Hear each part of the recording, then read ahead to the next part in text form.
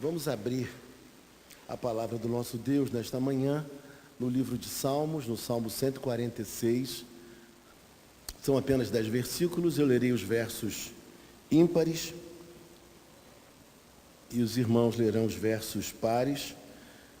Amém? Diz assim a palavra do Senhor: Aleluia, louva, ó minha alma, ao Senhor. Louvarei ao Senhor durante a minha vida. Cantarei louvores ao meu Deus enquanto eu viver.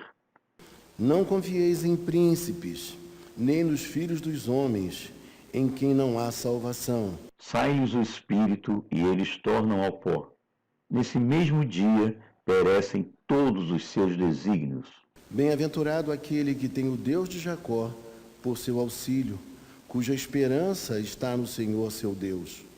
Que fez os céus e a terra, o mar e tudo o que neles há, e mantém para sempre a sua fidelidade. Quem faz justiça aos oprimidos e dá pão aos que têm fome.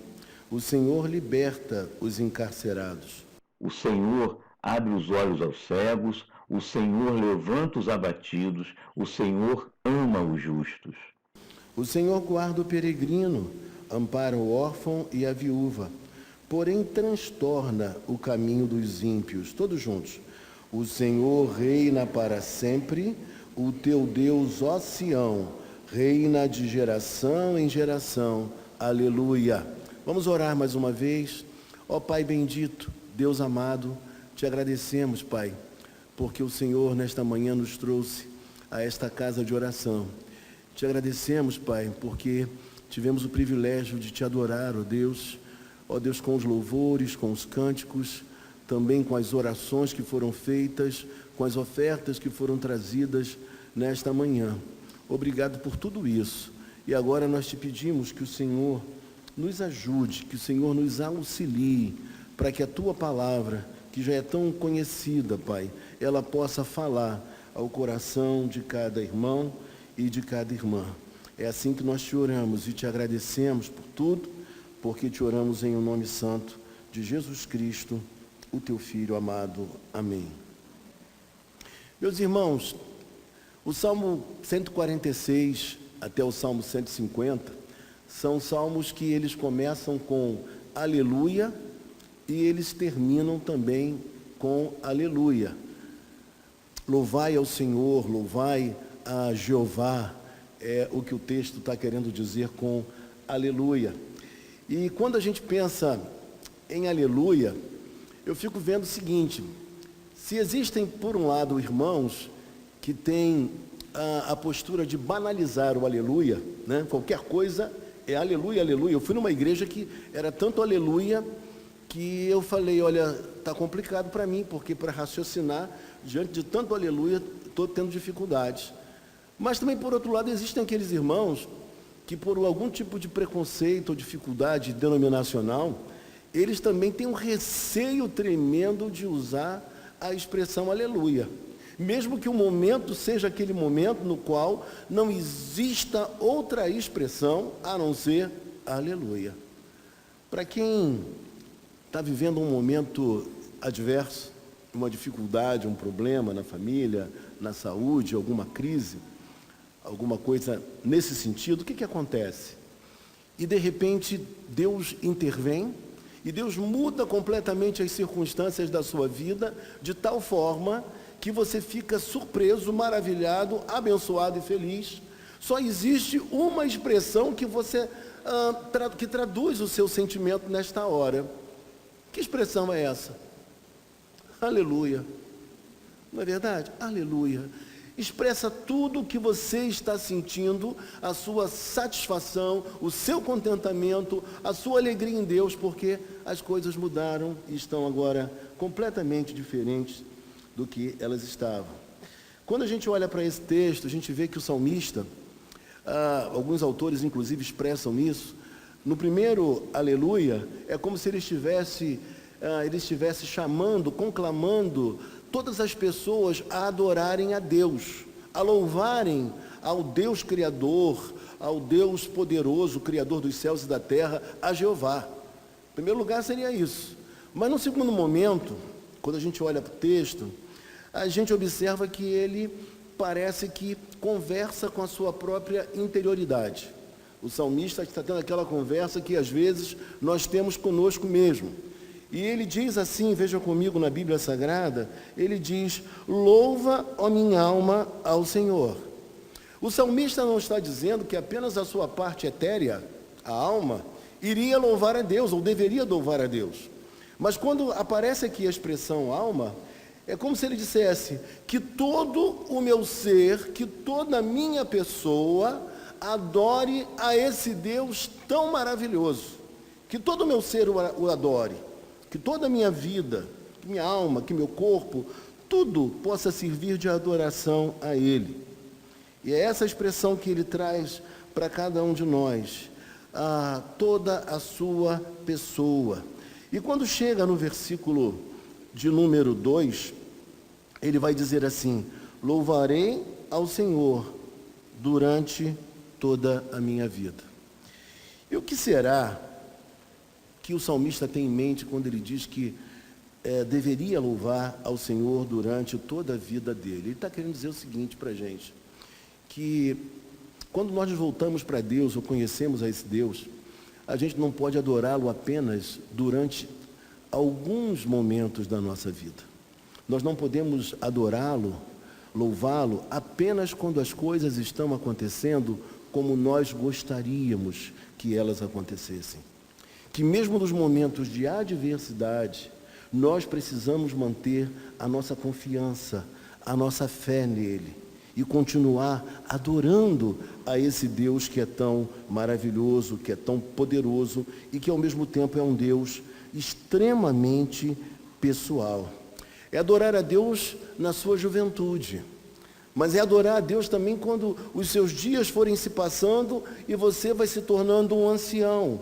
Ainda assim, você ter a esperança, a fé e a constância de adorá-lo, de louvá-lo de todo o seu coração.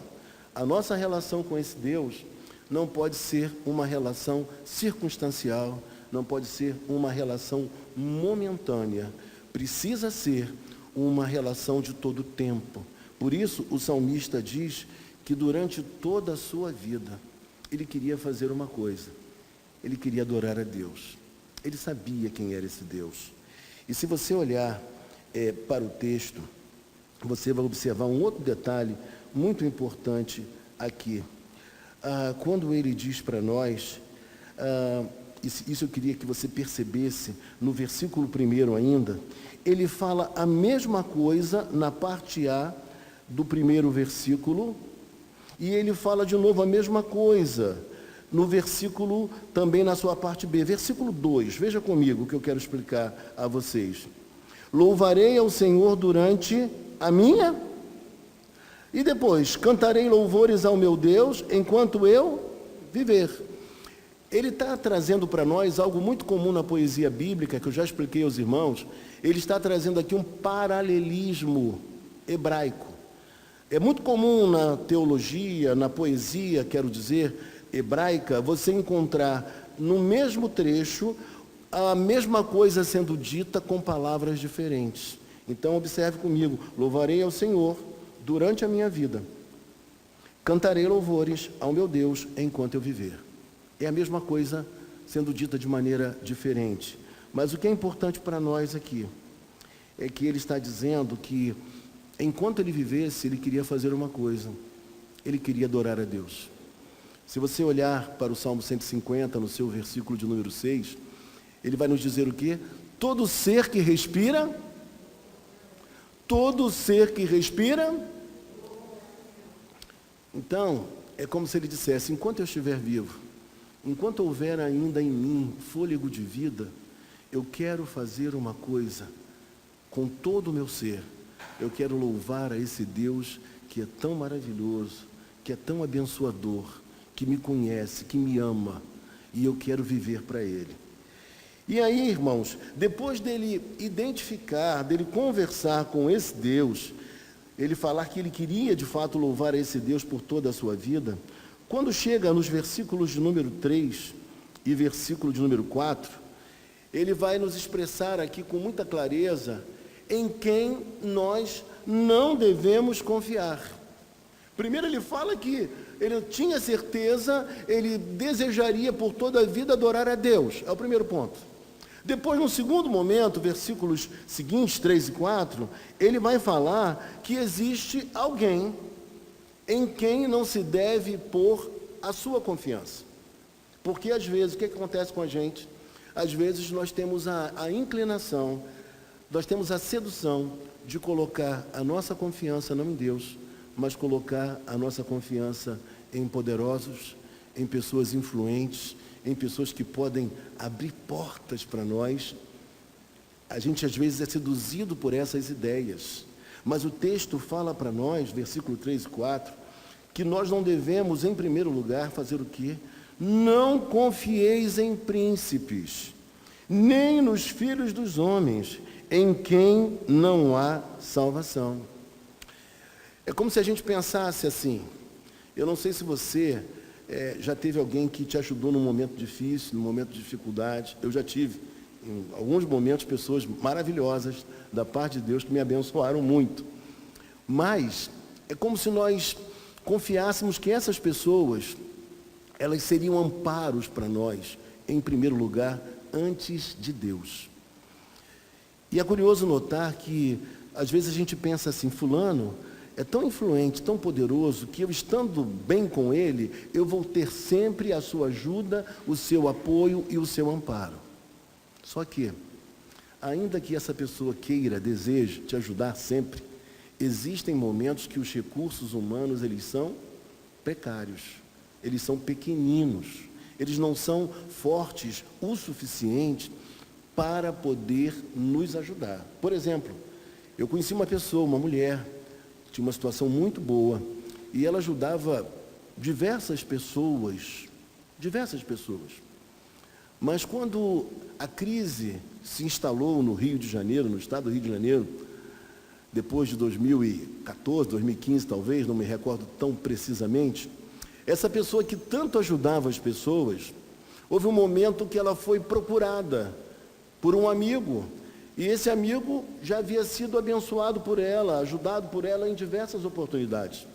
Só que diante do quadro que se instalara no Rio de Janeiro, essa mulher agora, ela não podia fazer nada porque também estava vivendo profundas dificuldades. E ela virou-se e disse, olha, eu já te ajudei muitas vezes, mas neste momento eu não tenho como fazer muita coisa por você, como eu já fiz outrora. E às vezes a gente pensa que o braço humano, que a força humana vai estar sempre ao nosso lado, que aquele que é influente, que é poderoso, ele vai nos colocar numa posição elevada, vai nos ajudar, vai abrir portas. Eu não nego a importância e o valor de pessoas que nos ajudam, mas o que o salmista quer dizer é que esses recursos, eles são frágeis, eles se esgotam, e por vezes nós colocamos a nossa esperança em príncipes, em poderosos, no poder humano, e o salmista diz que o poder humano, por mais forte que ele seja, ele não traz salvação, ele não pode nos salvar. Existem horas que nem mesmo essas pessoas podem nos socorrer. Portanto, o salmista nos diz que, versículo 4, ele fala, sai-lhes o espírito, e eles tornam ao pó. Neste mesmo dia perecem todos os seus desígnios. O que a gente percebe aqui? Que os recursos humanos, que tudo aquilo que o ser humano pode tentar fazer, pode possuir, isso é transitório, isso não é permanente. Tudo passa. Eu já vi pessoas que estavam no melhor momento da vida, no melhor tempo da vida, onde tudo estava fluindo e caminhando bem.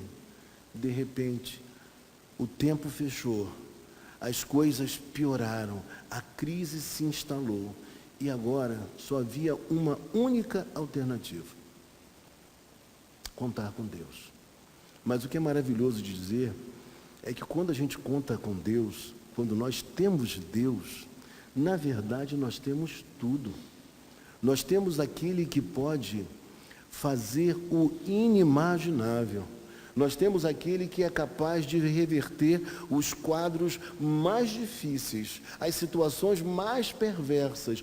Ele tem um poder miraculoso, poderoso, extraordinário, que durante a história de Israel foi tão bem percebido por aquela nação.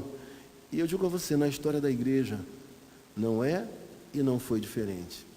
Deus participa da nossa vida e da nossa história de uma maneira muito cuidadosa, muito amorosa. Mas o salmista, que convidou a sua própria alma a adorar a esse Deus, ele também diz que nós não devemos colocar a nossa confiança nos príncipes e nos poderosos. Sabe por quê também? Porque os homens são inconstantes. As pessoas são assim. Ora, elas estão extremamente felizes e animadas. Em outros momentos, elas já estão completamente diferentes. E aí o salmista vai partir agora, versículo de número 5 em diante, para nos falar sobre em quem nós devemos confiar. Já sabemos em quem nós não devemos depositar a nossa confiança. Agora, ele vai falar para mim e para você em quem nós devemos confiar. E no versículo de número 5, ele nos diz que bem-aventurado aquele que tem o Deus de Jacó por seu auxílio. Quando ele fala bem-aventurado, ele está dizendo feliz é aquele que tem o Deus de Jacó por seu auxílio. Primeira coisa que eu iria pensar com vocês aqui. Quem foi Jacó? Jacó foi, inclusive seu nome significa isso, suplantador, enganador. Não é isso? Trapaceiro. Essa é a ideia que nós temos de Jacó. E isso aponta para uma realidade que todos nós sabemos. Esse Deus, o Deus da Bíblia, é um Deus que se relaciona com pessoas. E é um Deus também que se relaciona com pessoas imperfeitas. E se Ele se relaciona com pessoas imperfeitas, isso é sinal de que Ele também se relaciona contigo, se relaciona comigo. Se houve esperança para Jacó, há esperança para a minha vida e para a sua vida também. Nós precisamos entender que esse Deus não é Deus de gente pronta e acabada, de gente perfeita, de gente maravilhosa, de gente esplêndida, mas Ele, na verdade, é um Deus de pessoas que não o merecem, mas que, pela sua graça, pela sua bondade infinita, Ele se relaciona, Ele nos ama, Ele cuida de você e Ele cuida de mim também. Que coisa maravilhosa. Sabe por quê? Se esse Deus a quem nós servimos, Ele é um Deus que ama pessoas como Jacó, ama pessoas como nós, eu e você, isso é sinal de que há esperança para mim, de que Ele é um Deus em quem nós não precisamos ter um comportamento de troca, de barganha. Nós não precisamos comprar o seu favor. Nós não precisamos interpretar um papel diante dEle, porque Ele nos conhece, Ele sabe quem nós somos, Ele sabe das nossas virtudes, mas Ele também sabe dos nossos defeitos. Portanto, a nossa relação com Ele pode ser uma relação profundamente transparente e sincera, porque ainda assim, que os nossos erros e pecados sejam abundantes, Ele não vai deixar de nos amar. E em segundo lugar, Ele também será capaz de transformar tudo aquilo que está em nós e que ainda não está de acordo com a sua santa vontade. Mas o fato de as coisas não estarem de acordo com a sua santa vontade não é um fator impeditivo para que Ele nos ame. Ele nos ama exatamente como nós somos. E aí o texto prossegue a nos dizer em quem confiar. Ele diz: bem-aventurado aquele que tem o Deus de Jacó por seu auxílio, cuja esperança está no Senhor Deus. A esperança que você deve ter e que eu também, não deve ser uma esperança pautada no favor dos príncipes. Mas a nossa esperança precisa residir na pessoa bendita de Deus, de Jesus Cristo. É nele que a nossa esperança precisa estar fincada. Porque no momento em que todos nos abandonam, no momento em que todas as portas se fecham, nós temos Deus, nós temos o seu amparo, nós temos o seu auxílio, trazendo ao nosso coração muita esperança. E no versículo de número 6, ele fala assim, que fez os céus e a terra, o mar e tudo o que neles há, e mantém para sempre a sua fidelidade. O versículo de número 6 nos mostra duas coisas muito interessantes. Primeira delas, ele mostra que se Deus fez tudo isso que ele fez, ou seja, o quê? Ele fez o céu, ele fez a terra, ele governa toda a sua criação, com muito equilíbrio, com muita organização. Se ele é tão grandioso assim, se ele é tão poderoso assim, ele na verdade pode fazer todas as coisas. Não há nada que lhe seja impossibilitado. Ele tem poder de fazer tudo na sua vida e na minha vida, mudar o quadro existencial nosso, por pior que ele seja nesse exato momento. Outra coisa que nós pensamos também, nós lembramos do Salmo 84, lá no seu versículo de número 11, que nós pregamos semana passada, e que diz assim: ele nos dá graça e glória, nenhum bem sonega aos que andam retamente. Esse texto nos fala que o Deus a quem nós servimos, ele quer ver a nossa alegria. Não é o Deus da teologia da prosperidade, não. Mas é um Deus que ao mesmo tempo, ele nos agracia, ele abençoa os seus filhos com toda sorte de bênçãos. Irmãos, quem aqui nunca venceu uma etapa na vida que era praticamente impossível de ser superada? Eu acho que todo mundo, né? Quem aqui fez concurso, por exemplo, já deve ter visto assim, deve ter visto na própria vida talvez, gente, como eu passei nessa prova. Eu estudei muito, eu me preparei muito, mas diante de tamanha concorrência, como logo eu fui aprovado, isso é bênção de Deus, é favor de Deus, suprindo as nossas necessidades e trazendo alegria ao nosso coração. Eu creio num Deus assim, num Deus que abre portas, no Deus que abençoa, no Deus em quem você pode confiar, depositar a sua confiança nele. Outra coisa importante da gente dizer também, olhando para esse verso, esse Deus a quem ele confia e dedica a sua vida, ele é um Deus imutável, ele é um Deus de fidelidade, ele é um Deus que nos ama, e nos ama exatamente como nós somos. Veja comigo o que o texto diz: ele mantém para sempre a sua fidelidade. E aí eu pergunto a você nesta hora, ele está fazendo aqui uma comparação. Os homens são fiéis sempre? Nem sempre. Mas ele está dizendo que o nosso Deus, ele é fiel. O nosso Deus é um Deus que ele é fidelíssimo, que a sua fidelidade é para todo sempre. Não é uma fidelidade transitória, momentânea, mas ele é fiel sempre. Nunca vai nos trair, nunca vai nos abandonar, e portanto o salmista diz: nele eu confio, nele eu acredito, nele eu ponho a minha mais inteira confiança. E nesta manhã eu queria perguntar a você: em quem você tem confiado? Em quem você tem depositado a sua confiança? Será que no momento de dificuldade, de enfermidade, de desemprego, de qualquer outra luta, você, antes de buscar a Deus, você tem buscado o braço humano, você tem buscado os poderosos dessa terra, os príncipes deste mundo? Eu queria dizer para você, nesta manhã, os propósitos, a disposição desses príncipes são disposições muito frágeis.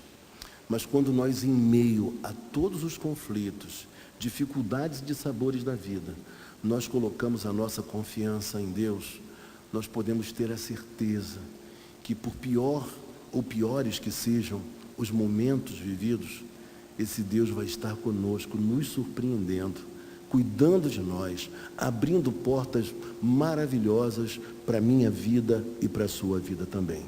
Enquanto eu estudava esse texto, eu lembrava de um cântico antigo, não sei se vocês conhecem, todos conhecem, nele a gente pode confiar. Vocês lembram desse cântico?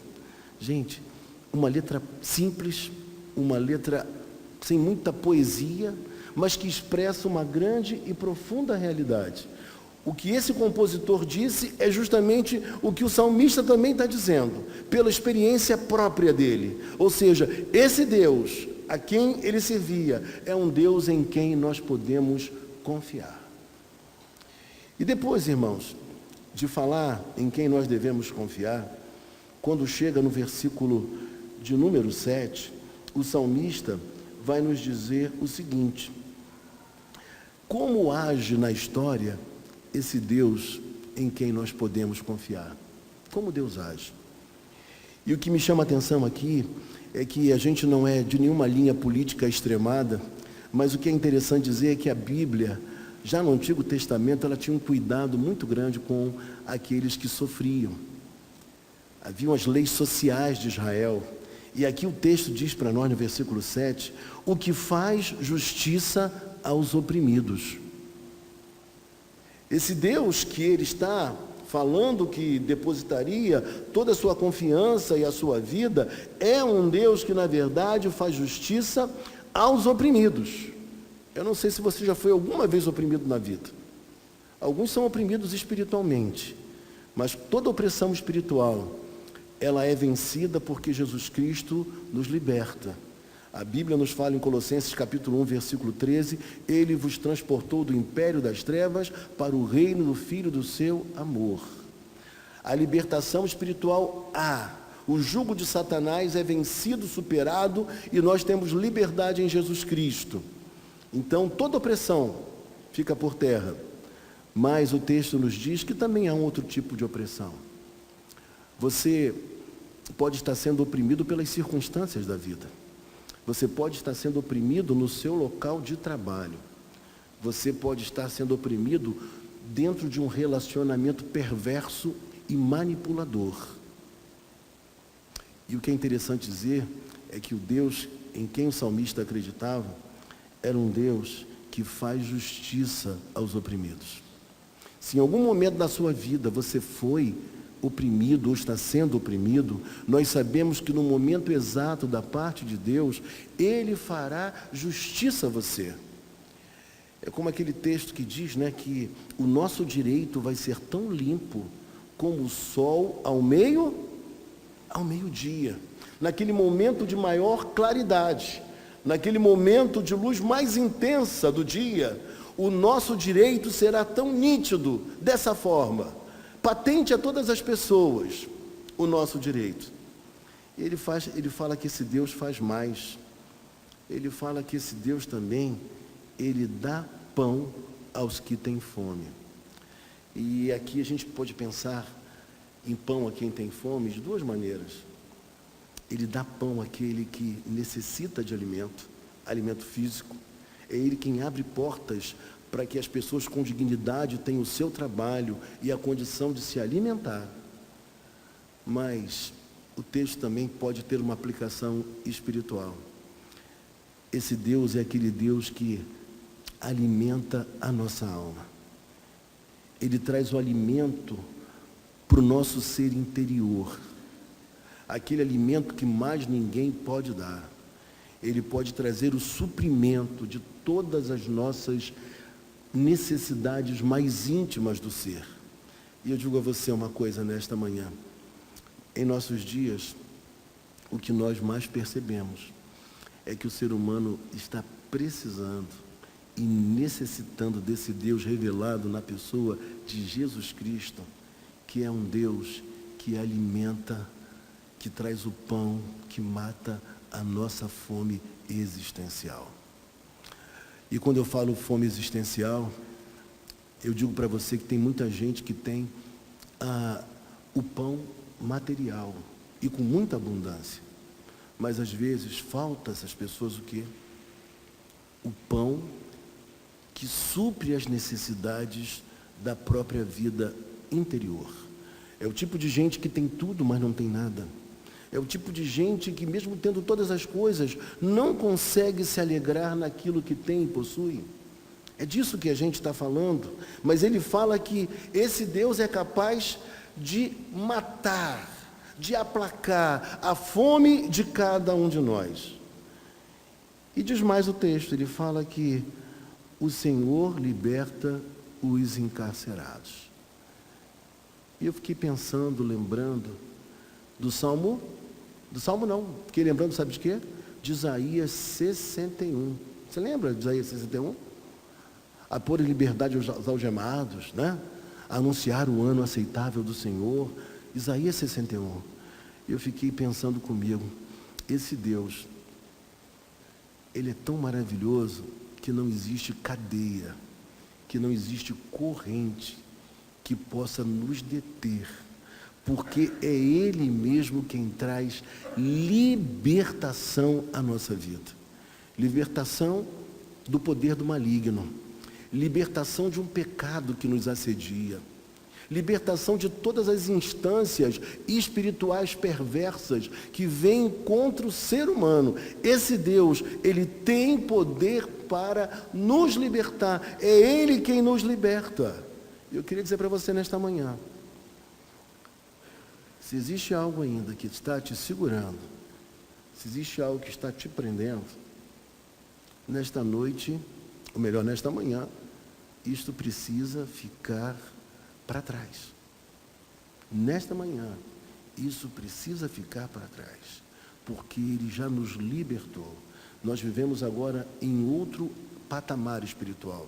A Bíblia fala que Jesus Cristo, Ele nos fez assentar em lugares celestiais. Nós estamos assentados em lugares celestiais em Cristo Jesus. Portanto, a nossa vida precisa ser uma vida plena e de nenhuma forma nos sentirmos aprisionados, porque Ele já nos libertou. E quando chega no versículo de número 8, Ele vai dizer para nós algo muito interessante. Ele vai dizer que o Senhor abre os olhos aos cegos.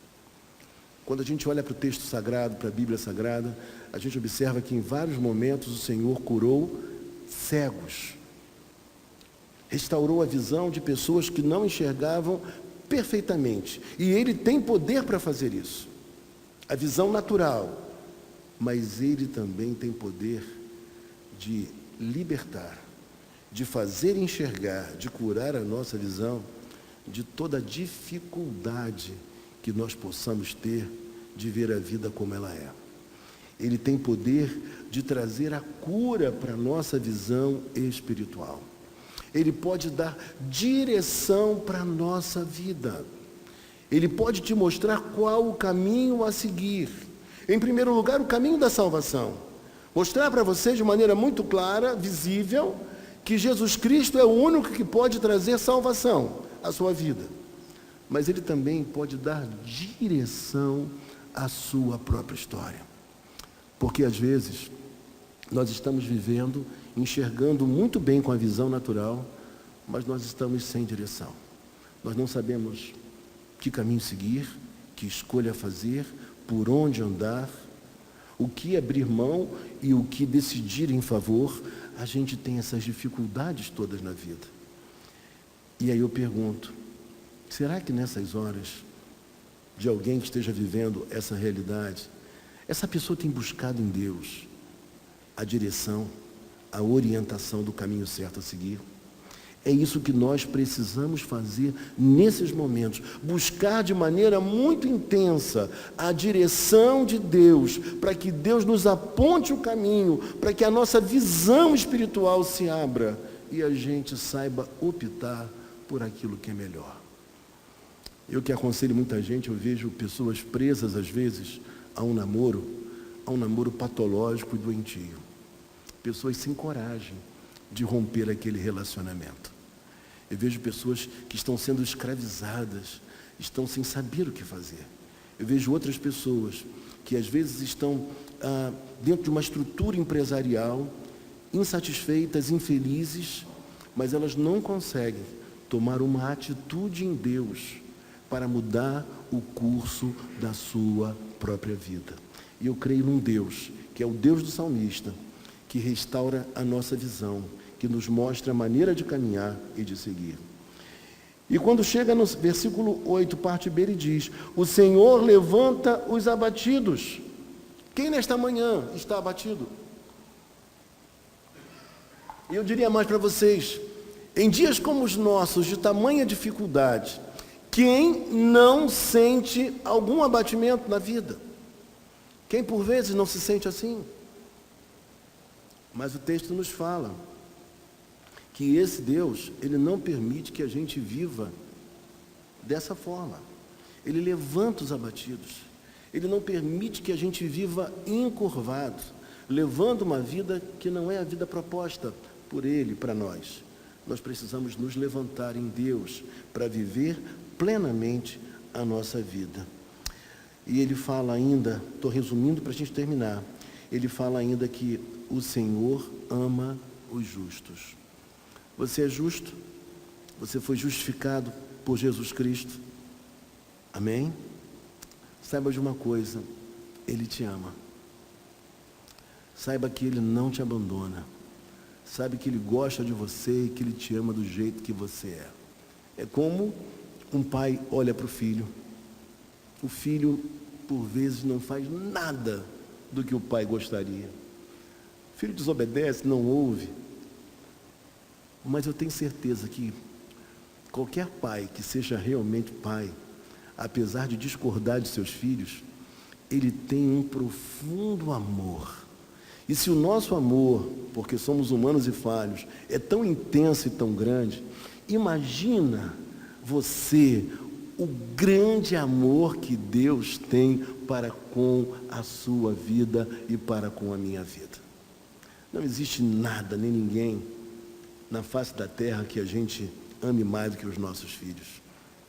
E quando eu penso nisso e vejo que existe um Deus que me ama de uma maneira ainda mais intensa, isso me encoraja a viver a minha espiritualidade e a minha vida. E quando chega no versículo de número 9, o Senhor vai dizer uma coisa muito interessante aqui. O salmista, inspirado por Deus, diz que o Senhor guarda o peregrino. Nesses dias, irmãos, eu tenho conhecido muita gente de fora, né? Pessoas que estão vindo de outras cidades, de outros estados para cá, para Niterói. E uma das coisas que mais me toca no coração, o desejo que eu tenho pastoral, o maior desejo que eu tenho pastoral, sabe qual é? É de acolher essas pessoas. É de que elas se sintam em casa, que elas se sintam felizes entre nós, que elas tenham a certeza de que Deus não as deixou nem as abandonou, que mesmo tendo migrado para uma outra cidade, essas pessoas estão tendo o quê? A bênção de Deus sobre elas, e também tendo o amor, o calor humano que Deus proporcionou através de pessoas. Irmãos, quando a gente chega num lugar diferente, estranho, o que a gente mais precisa é fazer novos amigos, é ter novos irmãos, é se sentir aceito. E isso é maravilhoso. Eu já contei para vocês que, por conta do ministério pastoral, por vezes eu tenho que ir em lugares que eu nunca imaginei que eu adentraria. E no primeiro momento, o que acontece? Há um estranhamento. Tudo é diferente, você não sabe como é que é o ritual, como as coisas se processam, e aí você não sabe onde coloca a mão, onde coloca os braços, o que você faz, como procede. Você não sabe onde senta, se senta na frente, se senta atrás, você não sabe nada disso. E assim acontece comigo também. E nessas horas, embora já com certo traquejo pela idade, pelo tempo de ministério, eu chego nesses lugares, nesses ambientes, eu só faço uma coisa, falo pouco, eu sorrio para todo mundo, aperto a mão, sorrio e balanço a cabeça. É como eu procedo para não errar muito, mas num profundo desejo de quê? De ser aceito, de ser compreendido, de ser amado, de ser respeitado. E que todos entendam que eu estou me sentindo um tanto quanto estranho, porque eu não estou habituado àquele lugar. E quando a Bíblia fala que esse Deus que a gente ama, Ele guarda o peregrino, isso mostra para nós que esse Deus cuida da gente. Ainda que a gente se mude para um outro estado, para uma outra cidade, para um outro país, Deus vai sempre proporcionar a nós uma casa, uma acolhida, alguns irmãos, alguns amigos. E que bom que a igreja não tem uma postura de xenofobia, né? A gente não tem um sentimento contrário a quem é estrangeiro, a quem é de fora. Muito pelo contrário, porque a Bíblia Sagrada nos convida a fazer o acolhimento, porque esse Deus que a gente acredita é um Deus que se preocupava com isso. E meus irmãos, como é bom ser acolhido, como é bom ter um ninho. O pardal encontrou casa e a andorinha ninho para si.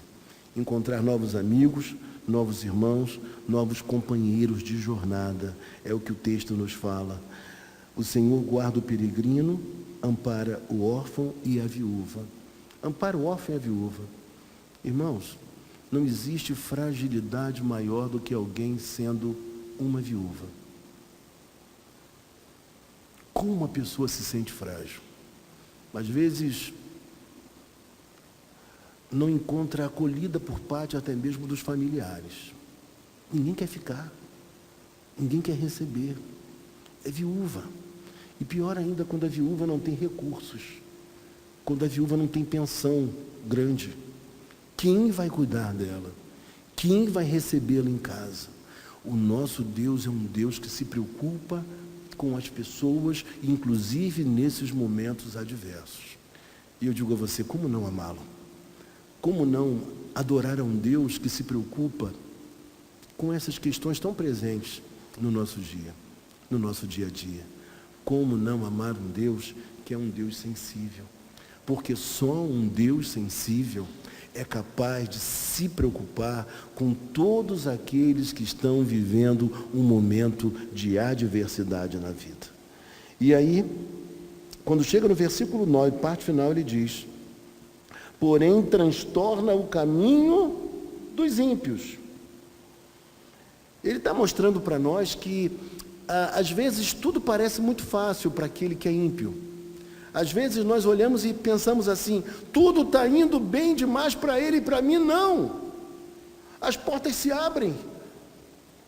A riqueza chega à sua porta, mas no meu caso não. Eu só encontro dificuldades na vida. Mas o texto nos fala que esse Deus que é tão maravilhoso, ele na verdade transtorna, ele frustra o caminho, os projetos, os sonhos desses ímpios que por vezes se valem da nossa fragilidade, como viúva, como órfão, como peregrino. Ele é um Deus que frustra o caminho dos ímpios. Mas talvez você nesta manhã fale assim, pastor, mas como está demorando ele frustrar o caminho de alguns ímpios que eu conheço? Não passa isso pela sua cabeça às vezes, não? Na minha passa. Mas eu sei de uma coisa. No momento exato, na hora certa, ele vai fazer isso. Ele vai transtornar, ele vai frustrar todos os propósitos dos ímpios. E finalizando, versículo 10. O Senhor reina para sempre. O teu Deus, ó Sião, reina de geração em geração. Aleluia. Primeira coisa que eu diria para você aqui no versículo 10. O Deus em quem o salmista acreditava era um Deus que tinha uma aliança com o seu povo. O povo de Deus aqui está representado pela expressão Sião. Sião. E eu pergunto a você nesta manhã, você está em aliança com Deus? Você fez uma aliança com Deus? Saiba de uma coisa, Ele é o garantidor desta própria aliança. O que significa dizer que Ele é o seu Deus, que Ele é o seu Rei de geração em geração. Quer você esteja vivo, quer você esteja próximo à morte. Você é alguém que está em aliança com Deus e esse Deus te guarda, te protege. E é por isso tudo que o salmista, quando encerra, ele diz assim: aleluia, louvai a esse Deus. E nesta manhã eu queria orar com você. Eu não sei se você é uma viúva e está se sentindo carente, abandonada, desprezada.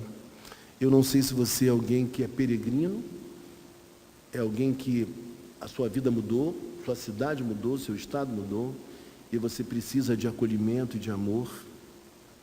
Eu não sei se existe aqui entre nós algum órfão,